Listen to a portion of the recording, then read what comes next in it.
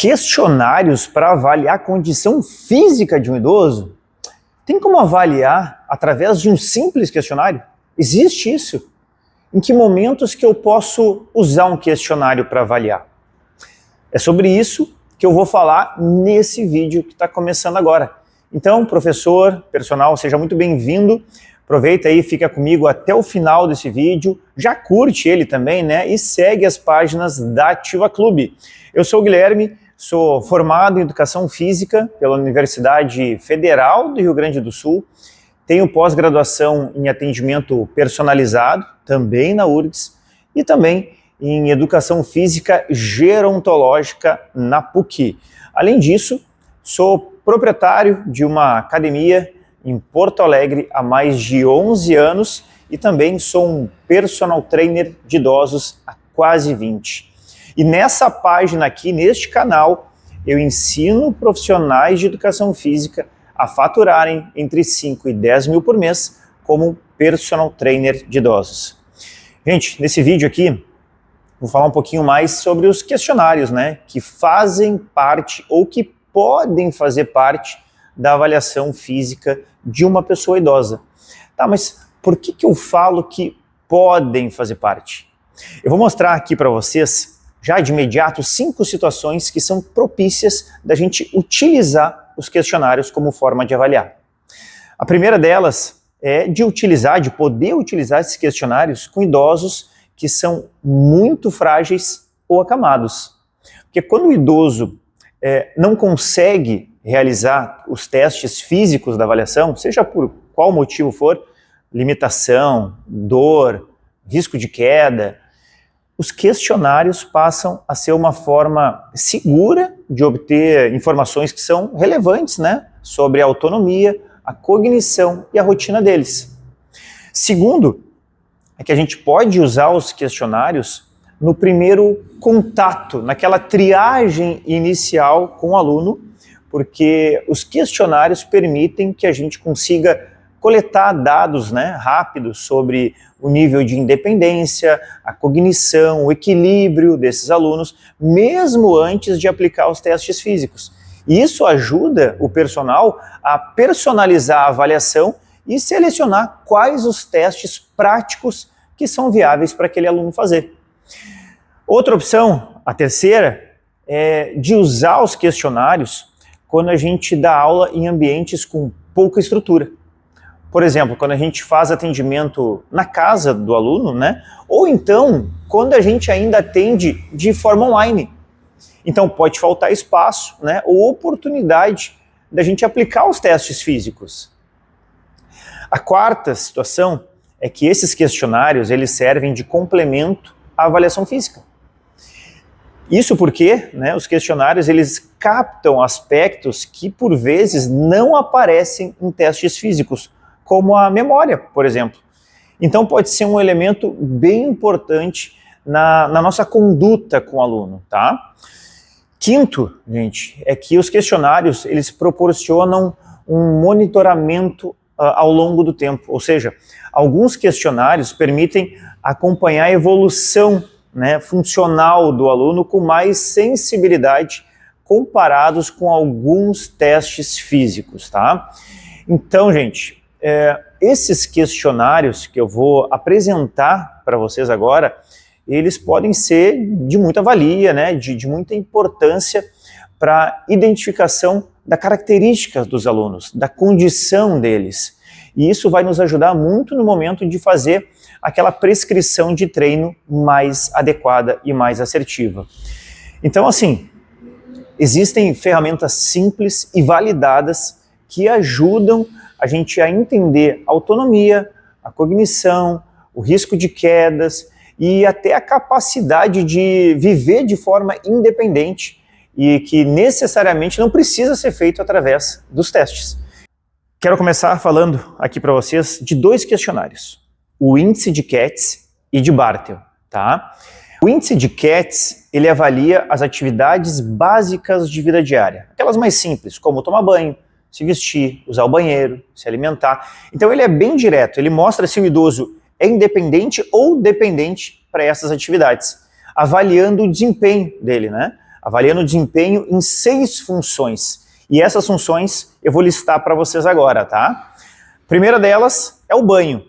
Então a gente vai questionar o aluno quanto a essa tarefa do dia a dia dele.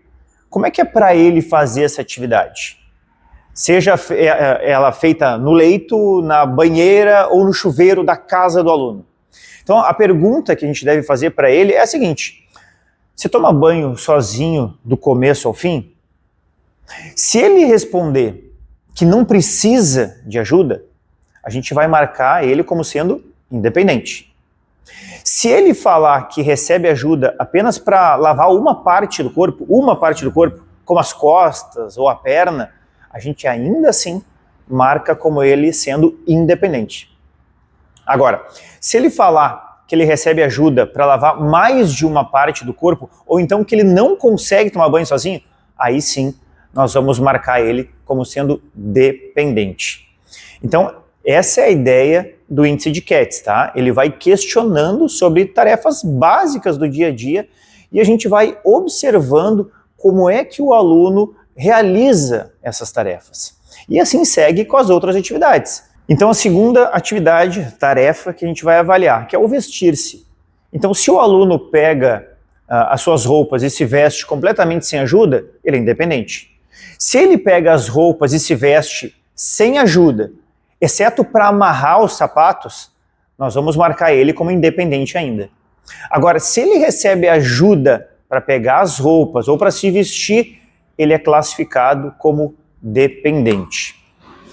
Terceira tarefa, uso do banheiro.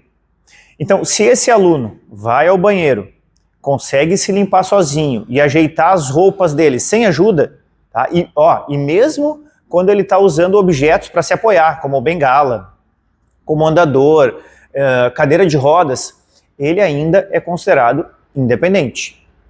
Porém, se ele recebe ajuda para ir ao banheiro, para se limpar, ou ajeitar as roupas depois de ter feito as suas necessidades, ou então simplesmente ele não consegue ir em direção ao banheiro, ele é considerado dependente. Quarta tarefa são as transferências, tá? Da cama para uma cadeira. Então, se ele deita e sai da cama, se ele se senta, se ele levanta da cadeira sem ajuda, mesmo com acessórios como bengala e andador, ele é considerado independente. Se ele se deita, senta ou levanta da cama ou da cadeira com ajuda ou simplesmente não consegue sair da cama, ele é considerado dependente. Quinta tarefa está relacionada à continência. Então, se esse aluno consegue controlar inteiramente micção e evacuação, ele é independente. Se ele tem acidentes ocasionais, né, ou precisa de ajuda para manter o controle da micção e da evacuação, ou então ainda usa catéter, então ele é considerado dependente. Sexta tarefa, alimentação. Nessa última tarefa aqui, se o aluno consegue se alimentar sem ajuda, ou então ele se alimenta sozinho, mas recebe ajuda para cortar uma carne, ou passar manteiga no pão, ele é considerado independente.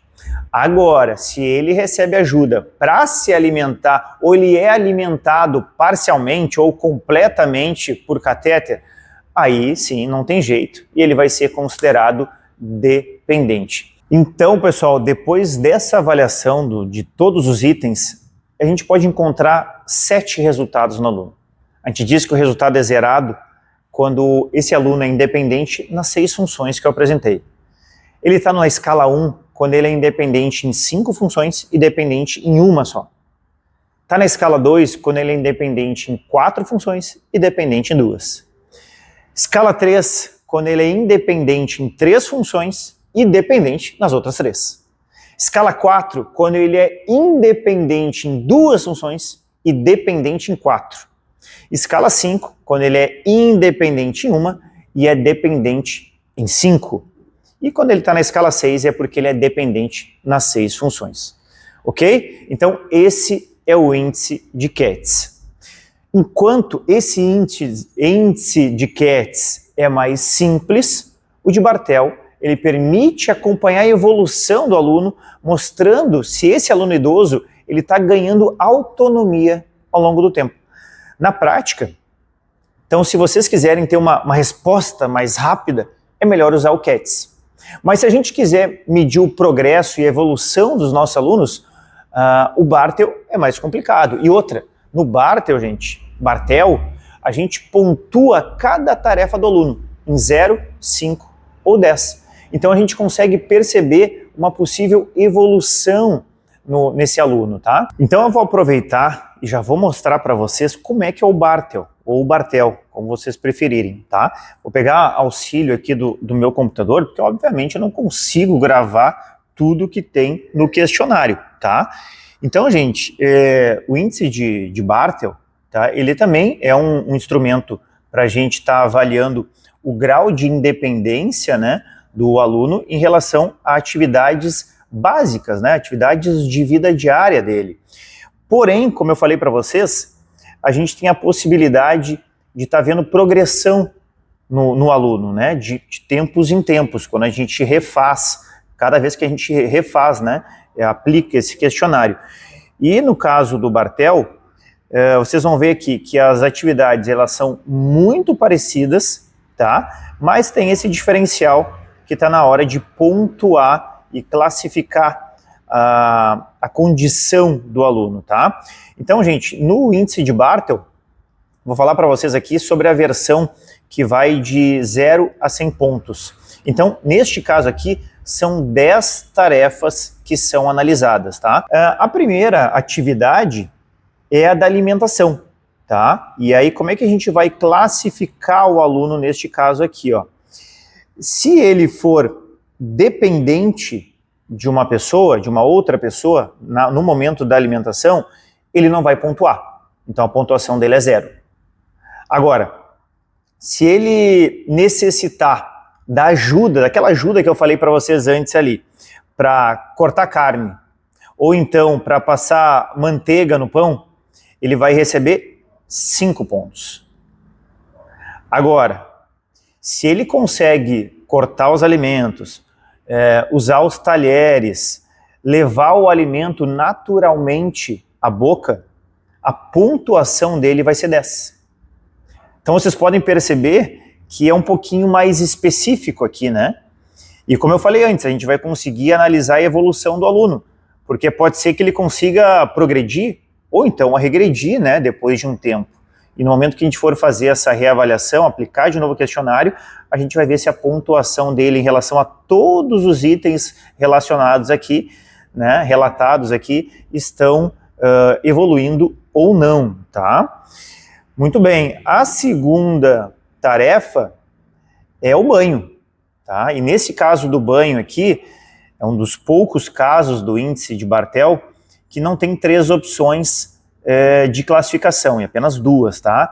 O banho, ou ele é independente, ou seja, ele consegue tomar banho sozinho, ou ele não consegue, ou ele precisa de ajuda, tá? Então, se ele for dependente de uma outra pessoa, pontuação dele zerada. Se ele conseguir tomar banho sozinho, ele vai ganhar 5 pontos. Então ele vai ser considerado independente, ok? Terceira atividade é higiene pessoal. O que é higiene pessoal? Se pentear, se barbear, escovar os dentes, tá? Neste caso aqui, assim como no banho, tem 2 opções só de classificação, tá? Ou ele consegue fazer essas atividades, né, e assim é independente, ou então ele precisa de ajuda, e aí vai ser dependente. Então, se ele precisar de ajuda, a pontuação dele é 0. Se ele conseguir fazer essa atividade, ou estas atividades, de maneira independente, né, ele vai ganhar 5 pontos, ok? Vamos lá, vamos para o vestir-se agora, 4ª tarefa, tá? Já volto a ter aqui 3 classificações, um pouquinho mais específico. Se ele não conseguir se vestir sozinho, zerou a nota dele, ele é considerado dependente. Se ele necessita de ajuda, mas ele faz metade do que ele precisa sozinho, ele vai ganhar 5 pontos. Agora, se ele consegue se vestir sozinho, consegue, né, guardar suas roupas direitinho, calçar o sapato, enfim, ele é independente e ele vai ganhar 10 pontos. Quinta tarefa, controle de intestinos, tá? Às vezes muda só aqui a forma de falar, ok? Bom, se ele tiver incontinência, tá? Se ele for incontinente, a pontuação dele é zerada. Se ocorrer, por vezes, alguns acidentes ocasionais, né, que se fala, deixou escapar um pouquinho uma coisa ou outra, 5 pontos, tá? Se ele tiver um controle completo, né, sobre seus intestinos, que nem diz aqui o índice de Barthel, ele vai ganhar uma pontuação de 10, tá? Sexta atividade é o controle da bexiga. Da mesma maneira, se ele for incontinente, 0, tá? Se acontecer algum vazamento, né, um acidente ocasional, ele ganha 5. E se ele tiver o controle completo da bexiga, ele ganha 10. Vamos para a sétima tarefa agora, que é o uso do vaso sanitário, tá? 3 classificações também. A primeira é que se ele não conseguir acessar o vaso, se ele for dependente, né, falei antes de catéter, se ele não conseguir acessar o vaso, ele vai zerar a nota. Se ele conseguir acessar o vaso, mas precisar de qualquer ajuda para sentar, para levantar, 5 pontos. Agora, se ele conseguir fazer essa atividade aqui de maneira completa, ou seja, ele consegue se sentar, se levantar, ele consegue se limpar e se vestir, ele vai ganhar 10 pontos, tá? Oitava tarefa, gente, aqui, ó, tem uma particularidade, porque aqui a gente tem 4 opções de classificação, tá? E essa atividade aqui é a transferência. Lembra? Falei de transferência da cama para cadeira, né? Ou da cadeira para cama. Aqui, gente, é o seguinte, se ele não conseguir fazer essas atividades aqui, de se transferir de uma cama para uma cadeira, da cadeira para a cama, ele vai zerar a nota.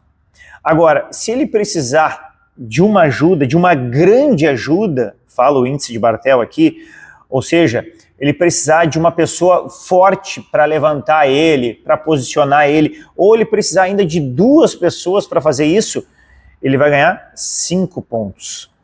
Olha como é diferente agora.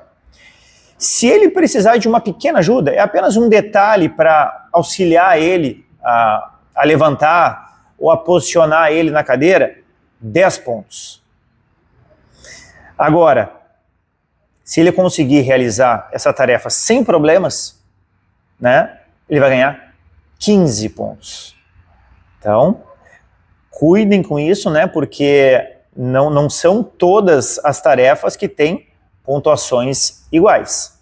Tá? Vou mostrar a penúltima agora para vocês, que é a de mobilidade, né, ou andar em superfície plana, e também apresenta essa mesma característica da atividade anterior, que era de transferência. Tá? São 4 possibilidades de pontuação. Ou seja, no caso da mobilidade, se o idoso ele é imóvel, ele não consegue caminhar, né, não tem jeito, zerou o ponto. Se ele precisa de muita ajuda para se movimentar, ou auxílio de uma cadeira de rodas, 5 pontos. Se ele precisa de alguma ajuda, gente, daqui a pouco ele perde um pouquinho do equilíbrio, ele começa a ir numa direção já diferente, se ele precisar de uma pequena ajuda, ele ganha 10 pontos. E se ele conseguir andar tranquilamente no plano, né, sem ajuda, e com ou sem bengala, isso indiferente, tá? Ele ganha 15 pontos, ok? Tranquilo? A última atividade básica é de subir e descer escadas. Neste caso aqui, a gente volta a ter 3 possibilidades de pontuação. Então, se o idoso é incapaz de subir e descer a escada, 0. Se ele precisa de qualquer tipo de ajuda, ele vai ganhar 5 pontos. E se ele for independente, ou seja, se ele conseguir fazer tudo isso sozinho, aí sim ele vai ser considerado independente e vai ganhar 10 pontos, tá?